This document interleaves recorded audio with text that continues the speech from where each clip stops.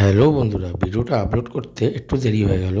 গণেশ পুজোর দিন আমরা সবাই মিলে, সব বন্ধুরা মিলে চলে গেছিলাম অয়নদার বাড়িতে, যেখানে গণেশ পুজো হচ্ছিল। আর যেমন আমরা সব জায়গায় যাই, সবার লাস্টেই গেছিলাম, দেখলে সবাই খেয়ে দিয়ে এবার গল্প করছে বাড়ি যাওয়ার আগে। সেই সব দেখে আমরাও বসে পড়েছিলাম। আমাদের সাথে দেখতে পাচ্ছ বাড়ির লোকেরাও বসে পড়েছিল, যাদের বাড়ির পুজো। তো রাত্রিটা হয়ে গেছিলো, এটা লাস্ট ব্যাচ চলছিল। তো আমাদের সাথে দেবাঙ্গন ছিল, রাজা ছিল, দিব্য ছিল, চিন্ময় ছিল, প্রীতম ছিল, সাইনাস ছিল, টুপাই ছিল, এছাড়া আদিত্যও ছিল। তো এইভাবে বসে আমরা মজা করতে করতে প্রথম পদ আমাদের চলে এলো। প্রথমটা ছিল পনির পাসিন্দা। বিশ্বাস করো, একদম গরম গরম পনির পাসিন্দাটা মুখে দিতেই না যা টেস্ট লাগছে, সেটা মুখে বলা যাবে না। সবাই আমরা মজা করতে করতে খেয়ে নিলাম, তুমি দেখতেই পাচ্ছ। এরপর গরম গরম রাধাবল্লভী চলে এলো।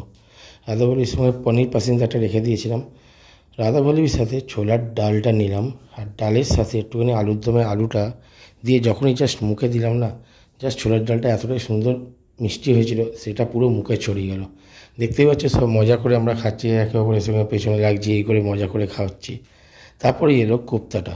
কোপ্তাটা জাস্ট একটা অন্য লেভেলের সফট ছিল আর নরম ছিল, কি সুন্দর খেতে ছিল।